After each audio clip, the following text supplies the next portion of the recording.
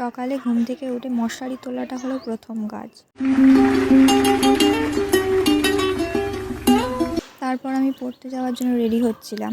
বাবা একটা গিফট পেয়েছিল, তো সেটা আমার আনবক্সিং করার জন্যই রেখে গিয়েছিল।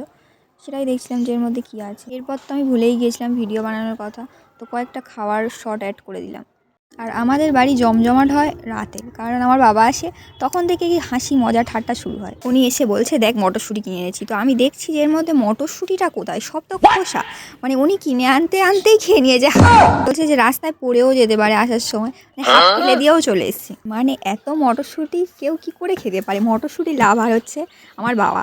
মা বলছে মটরশুঁটিটা তুলে নিয়ে চলে যান, ওই সব ফাঁকা করে দেবে, মটরশুঁটির কচুরি বানানো হবে। কিন্তু ওদিকে উনি খেয়েই যাচ্ছে, থামে না। রাত 9:30টার সময় ওনার বড় মেয়ে ওনার কাছে চা চেয়েছে, উনি দিয়ে দিল। কিন্তু আমি চাইলে এটা কোনোদিনও দিত না।